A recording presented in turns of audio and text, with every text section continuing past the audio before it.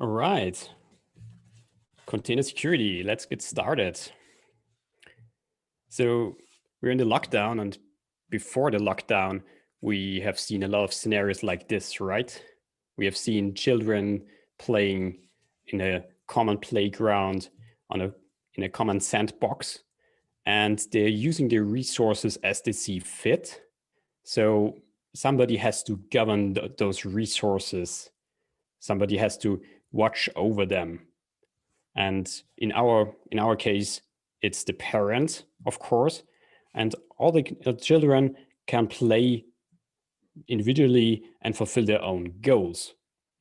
So the whole purpose of this is nobody gets killed, right? And the same is it is when you talk about containers, because in container security, you have scenarios like this. If you want to, for example, deploy a sharing platform like Nextcloud, you want to have different containers. For example, you want to host the Nextcloud, and this is governed by a Apache process, and you need to have a database. So there's also a container for the MySQL database. And then you have this auxiliary parts like the reverse proxy and so on.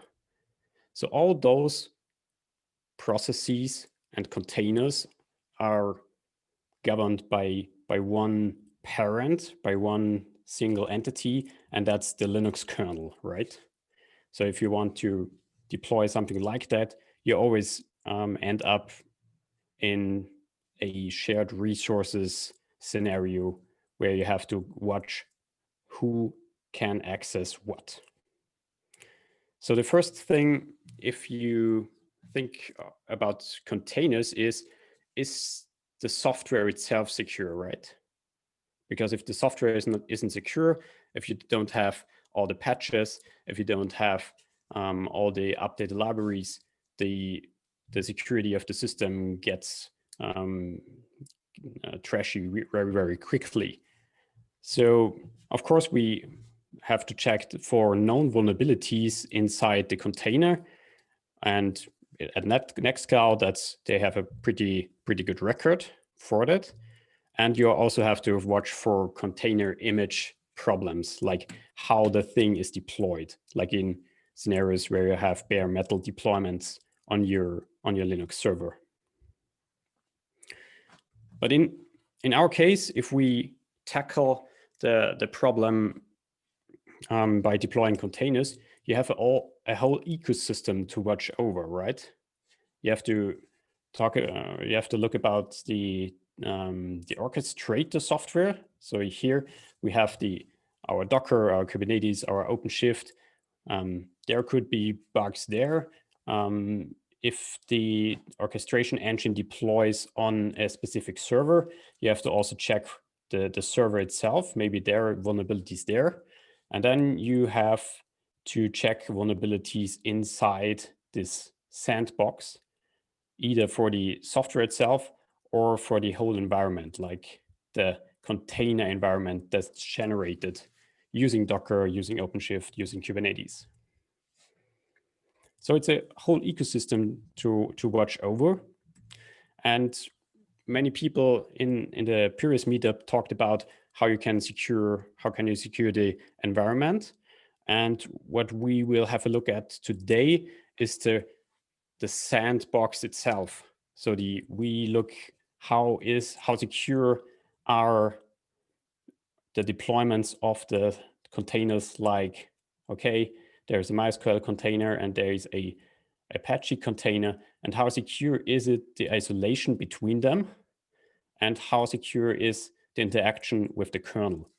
Because in our environments, we always have the situation where it all runs on one hand or another on a common platform.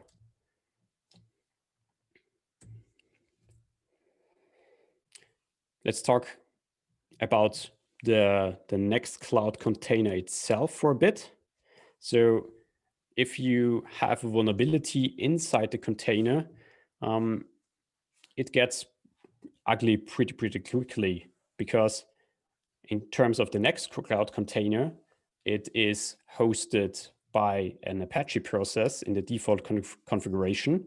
So if you just type docker run nextcloud, you pull an image where an Apache process is deployed, and this process starts another worker. And if somewhere in here is a bug, you get a shell with the permissions of data.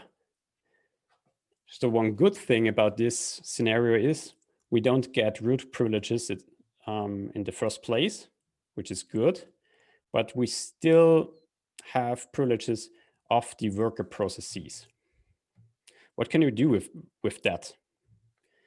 So inside this container, you can see the file system, and of course there are permissions set on each and every file. And if you pull the Nextcloud container from the official registry, you see that there is just one permission set on the whole thing, more or less data, which is the Apache process, has access on all the files. So we can access, for example, the config directory, where if you don't know it, there is the configuration stuff hidden, and you can access the files that the users uploaded inside the data directory, which gets ugly pretty quickly. What else can you do? As we said, we can access the config files. And for example, you can carve out the information like this. And this you see more or less all the time, because in many scenarios, the configuration data is mounted as a volume by the orchestrator, and it resides for the whole operation of the container, accessible by the process itself. Some people therefore push this into the environment, that nobody of the administrative people or the developers can't access it in the Git. So what you can do here is, as the process starts, for example, as the whole thing starts, the environment variables are set in the initial process, which is this Apache process. And it's getting inherited through all the children processes of the Apache chain. So in this case, the main process starts a worker process. Therefore, it copies the environment. And if you have a shell on that Nextcloud, you also get access to the environment, because that's your environment as a process. So in terms of the container itself, it really comes down to what permissions are set and what users are used to start the whole thing, and how separated are the processes from each other in terms of logic. But let's take a step further. What about the inner workings of Docker? Maybe we find something here where we can jump from one container to another, because we are now in one of the container environments, and maybe we find a way out to another one. Let's look inside the container. And what we see here is that, for example, here we have one Nextcloud container running. And inside this container, if we jump into it, we see the file system, of course, but we don't see the other processes on the one Linux host. So why is that? Why don't we see the other processes and the other file systems? We only see our limited view of the world. So if we take a step outside, if we take the look from the Linux host, we see that there is a bunch of processes associated with our Apache process. We see that there is a Docker daemon running here that spawns a bunch of other processes, and ultimately we see the other processes running. So on the Linux host, we just see that those are Linux tasks or processes. In between here, between the Docker container shim and the process, the Nextcloud we want to serve, we have one little piece in between, the run C. And this run C, this setups all the environment. So if we start Nextcloud, we have the container management over here and at the top. And then in between here, we see that the container gets set up. And this usually sets up all the permissions that are used and uses that are used inside the container, and sets up the file system and so on. So all the magic of Docker is done within the within the run C. And one of the concepts which are employed by many container and container engines are the notion of capabilities.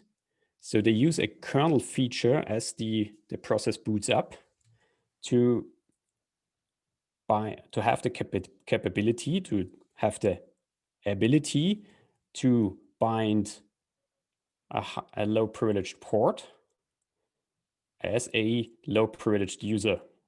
So therefore you don't have to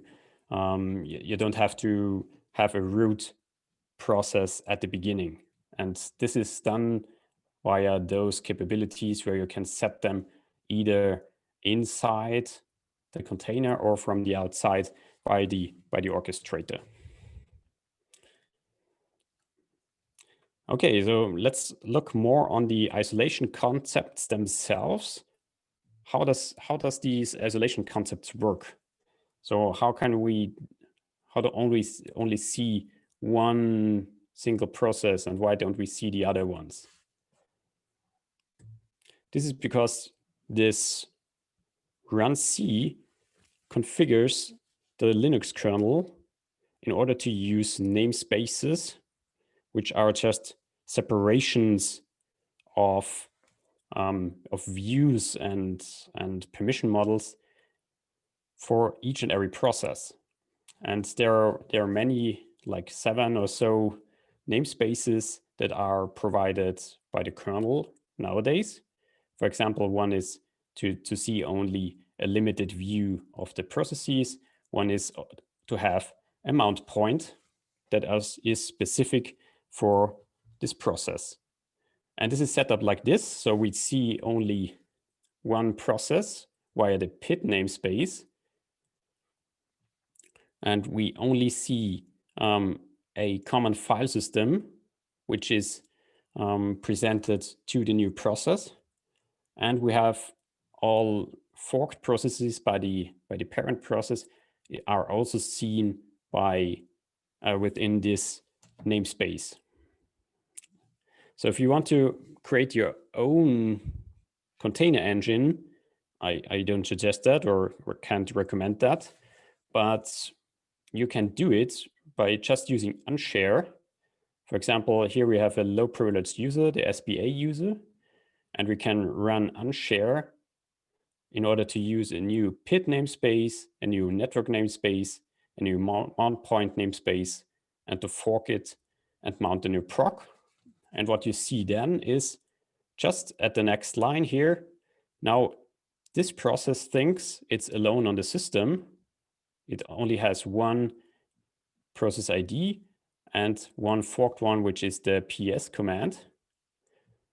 And it has also a new network namespace where it only thinks that it has one loopback interface and that's it. And it thinks it's root. You can also list these namespaces within the proc file system. For example, you can navigate to the pseudo file system, the proc, and you can see, okay, which namespaces I'm residing in. And there's a list of symlinks that link to the numbers of namespaces.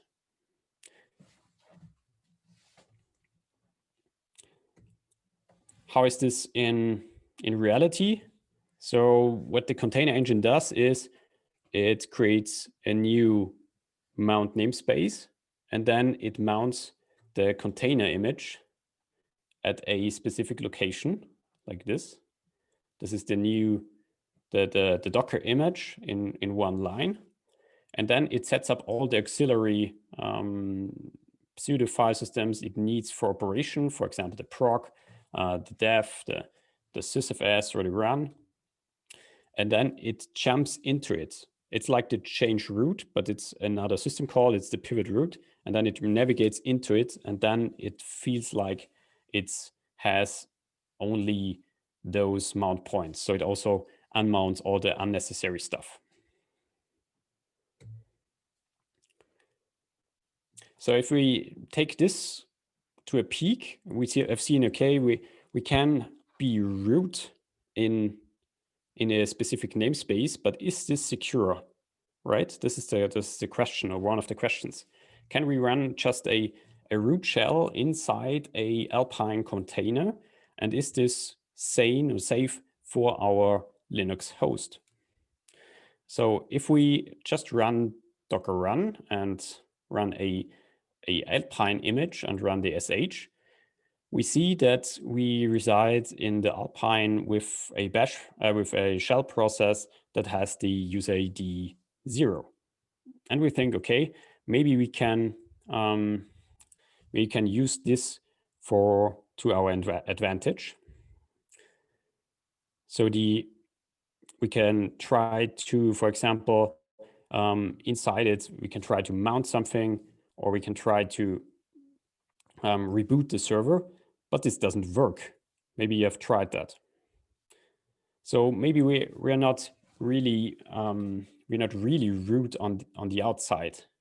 And one that's done very often here is that there's a user mapping where the user ID on the inside and on the outside, like inside the container environment and inside the namespace, and on the outside on the Linux host is different. But this is not the case here, but we still can't do anything. Maybe we can try to create a suite binary and run it, but Docker thought about that. So we are not really able to escalate here because it's setting the no suite command in the mount point, so we can't do that. So maybe we can run specific commands that are very problematic in terms of system administration. Mount, for example, make device nodes or read from arbitrary files. But this is all governed by capabilities. So now we have the user ID 0, but what's really mattering here is what capabilities do I have? And for example, to mount something, we need the capsysadmin capability. And what's Docker usually doing when you run, for example, an Alpine image, then you can't run mount, even if your user ID is 0, because you have a limited set of capabilities. And if you check the capabilities here, you see that the capsysadmin is missing. So what Docker have been doing is that they remove the unnecessary capabilities that are usually used by system administrators and remove them from the normal operation, even if you have a root shell.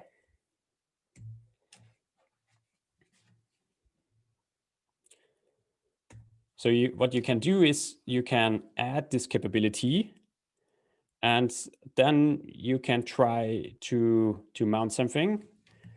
But what we'll see here is you can mount limited stuff like network shares. But what you can't do is you can't interact with the def files. For example, one vulnerability would be that if you root and have capsysadmin within this container, you could create your own device nodes, right? And then you can try to DD or to mount your the file system of the host, and therefore escalate privileges to the host, or for example, gain more information from the host. But this is only possible by running this privilege command, because what's also have Docker been doing is they change the control groups of devices that you can't access them for reading or writing or interacting.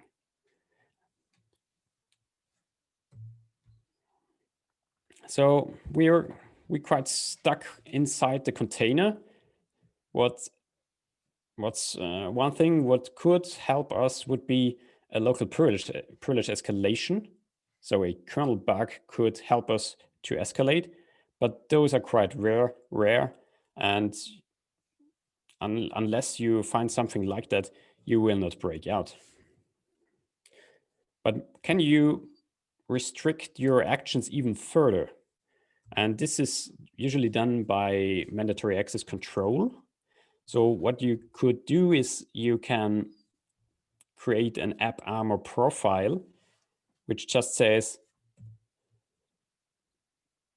which just restricts, for example, the access to specific files, or you can also deny, for example, specific executions of a shell. For example, this is the shell within the Nextcloud, and you deny the execution of that. And therefore, this process the Nextcloud process is not vulnerable to run dash. If this is a normal operation, so for example, if you need shell access, the whole process gets killed. This is the command lines if how you implement it in your environment. So you create a profile like this, and then you load it into the kernel via this AppArmor parser, and then you can tag your container with this security opt, and then the kernel knows, okay, this is the Docker Nextcloud, and this profile here matches for this particular container.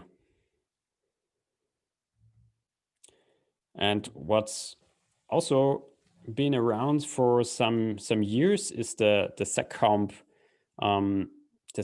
profiles, or the SecComp syscall filter, which is something like this. If you know all your syscalls of the particular process, for example, you know that the Apache process doesn't use the mount syscall. If you know that, you can filter it, or you can kill the Apache process if this program does those syscalls.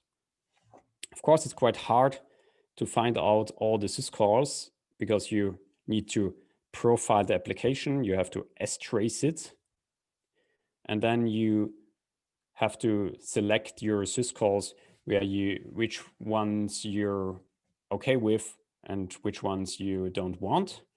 And you can either implement it in C within the program itself. So for example, this is a syscall filter. If you use the open command, opening files, then you kill the process if you have the open call and if you don't use the open net call. But you can also use it by creating a SecComp profile for Docker. So in this case, you have several processes, several syscalls, and you list them, and then it you can provide it as a argument to the Docker platform. And then if you see one program is issuing this particular command, then the process gets killed. So in summary, it's quite hard to make it to engineer the process or the processes or the containers in a very specific way, like to add a lot of AppArmor profiles or to use SecComp profiles. But the Docker environment itself, it helps you a lot with that. So anything you do, don't try to break your stuff or don't break your stuff. I recommend you to invest into the container hygiene. So just check the permissions inside the container, check which users are used, and maybe you can switch from root to capabilities, because this helps a lot. And also check your orchestrator, like OpenShift or Kubernetes or your Docker Compose, how you implement the volumes. Do you mount specific volumes, or can you maybe drop more and more capabilities? And of course, don't forget your platform itself. It's still Linux, so all the containers are in the end Linux processes. So if there is a bug in the kernel, this is very problematic. So also try to invest in the platform security. Don't aim too high, because if you're making things too complicated, it will crash a lot. So this is the end. Whatever you do, you have to watch your processes very closely and your containers. I thank you for your attention and give back to Nikki.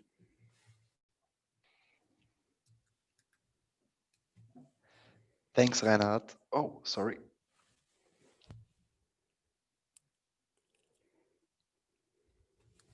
Yes. Thanks, Reinhard, for the great talk. We have a lot of participants today, over 60. So maybe one of you got a question for Reinhard, which he could answer concerning container security. Maybe I got the question for you, Reinhard. Are there some checklists which you can use, for example? Some security checklists? Yeah, this yes, they also provide checklists for the container security part, and those are quite okay. What you really need to do is to catch up a lot of the blog posts, because most of the very juicy parts are usually in research. Also look for container security on YouTube. There is a lot of talks. I can also recommend many of the Black Hat talks on container security. Perfect, thank you. We actually got another question. What does privileged mode in Docker mean, actually? Yeah, this -- privileged, I think, is the question. It changes a lot of how the run C orchestrates your namespaces, your control groups, and this is the main thing that is the change. So in a privileged container, you're supposed to have access to the host resources. So you're supposed to interact with the disks, you're supposed to interact with the mounts and so on. So what the -- privilege does is to enable you, so to lower the bar in order to access the host resources.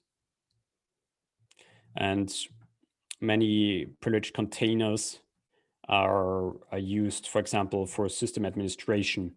If you have a very complex toolkit to configure your system, it's put into a container, and then you have to make it privileged in order to also have access to the host itself.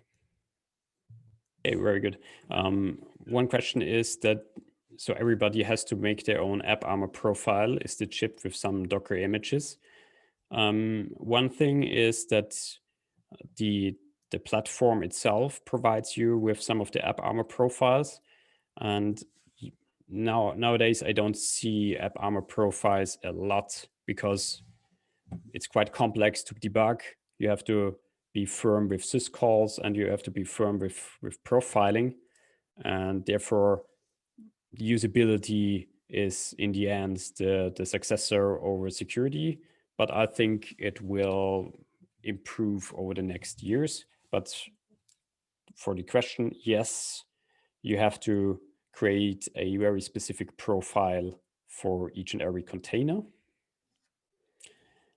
And a second question is, does Docker use mandatory access control like AppArmor by default, or only if you configure it manually? This is distribution specific. So what you see is that on, for example, Ubuntu or Debian, you see AppArmor profiles a lot because they gone more with this flow. And what you see, for example, on the Red Hat side of things, on the Red Hat Enterprise Linux, you see SD Linux a lot because all the packages on the platform on the Red Hat Enterprise Linux are tagged with SD Linux tags. And now they also add this inside the container images. So they tag, for some years ago, they only tagged it with container. And now they try to separate it to have specific sub tags for that. And one part of the question is it enabled by default? No. So they're very careful because AppArmor and SD Linux break stuff. So usually you have to enable it manually. A question, does the mandatory access controls really make container breakout more difficult? What I can say in experience is that administration gets more difficult, and therefore, if the policy set is very, very well engineered, it's also getting harder for the attacker, because if you can only access specific files and programs, it's harder to create all the infrastructure where you really run the programs you need. But usually only the file system permissions helping with the mitigation, as well as some policies. But Edgar, you're very right. Sometimes it's only a little bit more security for quite a lot of work. Perfect. I think that's it for today. Maybe just a short lookout as well. We're going to announce the next meetups we're going to have in December and January, shortly in the next 1 to 2 weeks. Also, this talk is recorded, so you will be able to enjoy it on YouTube as well. Reinhard also posted his email address in the chat. If you have a specific question to Reinhard, ask him. He's also on our website.